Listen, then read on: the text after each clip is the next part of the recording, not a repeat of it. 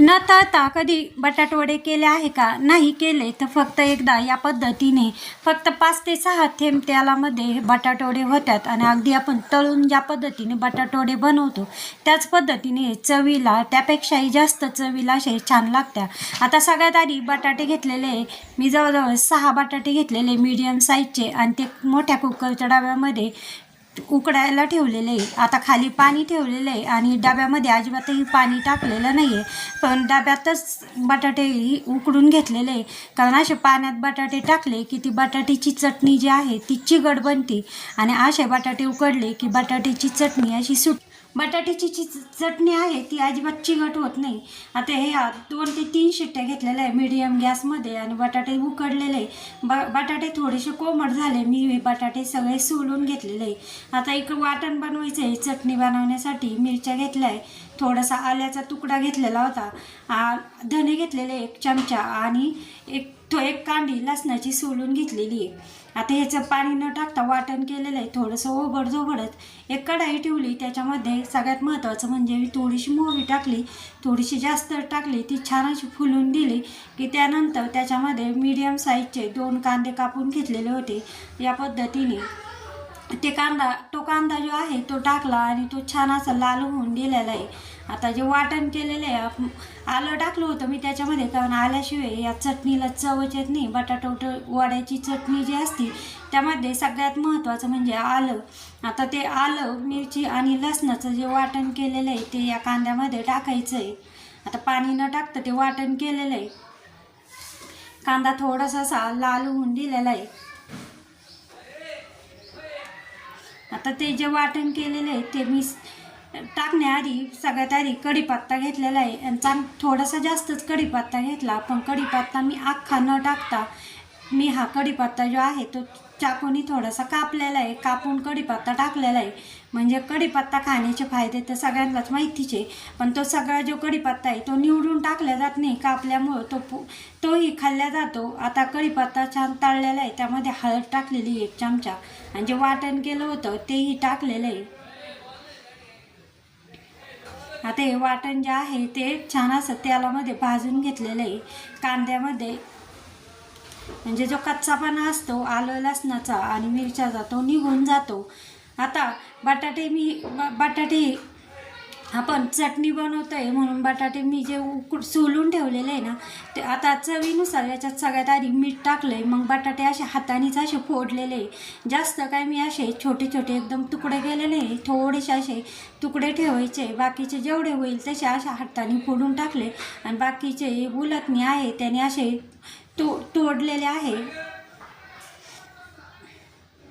आता बटाटे डब्यात उकडल्यामुळं बटाट्याची चटणी आपली एकदम सुट्टी अशी मोकळी झालेली आहे. अजिबात तिला ओलचटपणा असं पाणी सुटलेलं नाही आहे, एकदम सुक्की अशी चटणी झालेली आहे. यामुळे काहीही बनवा, म्हणजे आपण ज्यावेळेस बटाटवडे बनवतो किंवा पराठे बनवतो ना त्यावेळेस एकदम मस्त अशी बनल्या जात्या.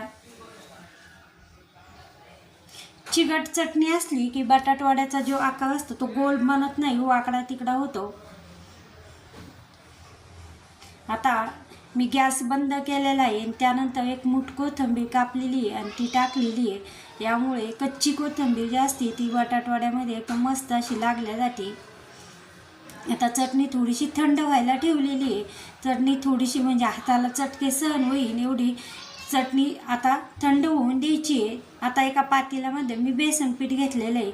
1 मोठा चमचा हा मी बेसन पीठ घेतलेलं आहे. आता त्यामध्ये आपल्याला काही जास्तीचं टाकायचं नाही, फक्त मोजकंच साहित्य टाकायचं आहे. आता सगळ्यात आधी काय टाकलं आहे की मीठ टाकलं आहे आणि 1 चमचा ओवा. आता या ठिकाणी मी ओवा थोडासा जास्त टाकला, कारण तो खाताना जेव्हा वड्यांमध्ये येतो त्यावेळेस एकदम मस्त असं चवीला लागतो. बेसन पीठ आहे म्हटलं ओवा पाहिजेतच. आणि आता कापून घेतलेली थोडीशी कोथिंबीर एवढंच मी टाकलेलं आहे, बाकी काहीही नाही टाकलं. आणि थोडासा 1 चिमूट असा सोडा टाकला आहे. आता पाणी थोडं पाणी आधी सगळं मिक्स केलं आहे आणि थोडं पाणी टाकून आता बटाट्याच्या चटणीसाठी ज्याच्यात मसाला वाटला त्याच भांड्यामध्ये मी हे पाणी घेतलेलं आहे. त्याच्यामध्ये थोडासा मसाला होता. आता तिखट जर पाहिजे असेल तर याच्यातही आपण थोडंसं आलं लसूण आणि मिरचीचं वाटण टाकलं तर आणखीनच छान लागतं. पण मी थोडासा मसाला होता शिल्लक आणि मग ते मसाल्याचं भांडं आहे ते धुवून टाकलं. म्हणजे थोडासा, जास्त नाही पण थोडासा असा तिखटपणा येतो. आणि बघा असं हाताने घेतलं आहे तर अशा पद्धतीने इतकं घट्ट पातळ असं ठेवायचं आहे. आता हे बेसन पीठ जे आहे ते थोडे वेळ कमीत कमी 10 मिनटं असं भिजत ठेवायचं आहे. आता हे 10 मिनटं भिजत आहे. तेवढ्या वेळेमध्ये आता ही बटाट्याची चटणी पण थोडीशी कोमट झालेली आहे, जास्त थंड नाही झाली पण कोमट झाली. आणि त्याचे असे छोटे छोटे बॉल बनवून घेतलेले आहे बटाट्याचे चटणीचे, गोल गोल असे.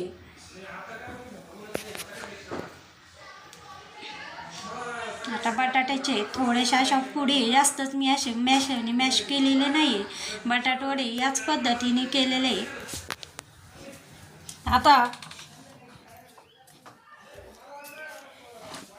आता हे ॲपेचं भांडं आहे आणि त्यामध्ये एक थेंब असं तेल टाकून घेतलेलं आहे. जास्त नाही, फक्त एक थेंब. आता लक्षात आलं आहे की न तळता आपण बटाटवडे कसे बनवतो आहे, तर या पद्धतीने आपण न तळता बटाटवडे बनवतो आहे. आता हे बटाटवडे घेताना काय केलेलं आहे की चमच्याने असे उचललेले आहे. आणि ॲपेचं भांड्याचं जे आपले गोल आहे म्हणूनच मी हे बटाट्याची चटणीचे बॉल बनवताना छोटे छोटे बनवलेले आहे की या साच्यांमध्ये ते बसल्या जातील असे. आता चमच्यानीच्या पद्धतीने असं घेतलेलं आहे. चमच्याने घेतल्यामुळं काय होतं की बेसन पीठ जे आहे ते सगळीकडं लागल्या जातं आणि व्यवस्थित आपल्याला या ॲपेच्या भांड्यामध्ये टाकता येतं. आता हे बटाटवडे टाकत आहे ना, तर सगळ्यात आधी सगळ्या कडानी टाकून घेते. मधी टाकले की लगेच जळल्या जातात, म्हणून मी हे सगळ्या कडानी टाकून घेते. आणि आता गॅस एकदम कमी केलेला आहे, म्हणजे बटाटवडे जे आहे ते छान असे आपले सगळे भाजले गेले पाहिजेत. आता तळलेल्या बटाट्याची आणि ह्या बटाटवड्याची चव एकदम सेम लागते. उलट याची जी चव आहे तेलकटही होत नाही आणि एकदम अशी खमंग अशी चव लागते. आता गॅस कमीच ठेवलेला आहे, एकदम कमी ठेवलेला आहे. आता जे सगळ्यात आधी जे मधले 3 वडे आहे ते पलटून घेतलेले आहे अशा पद्धतीने. बघा एकदम मस्त असे बटाटवडे आपले झालेले आहे. एकदा बनवून बघा, चवीलाही अगदी आपण जे बटाटवडे खातो ना त्याच पद्धतीने चवीला हे बटाटवडे लागतात. आता हे सगळे काढून घेते. एकही बटाटवडा तुटलेला नाही किंवा चिटाकलेला नाही. दोन्ही साईडनी व्यवस्थित असे मी हे वडे सगळे भाजून घेतलेले आहे. बघा मस्त असे दिसत आहे, तेवढे चवीला मस्त लागत्या. ह्याच्यासोबत पाव असले तर अगदी आपण बटाटवडे खातो ना हॉटेलमध्ये तसेच लागत्या.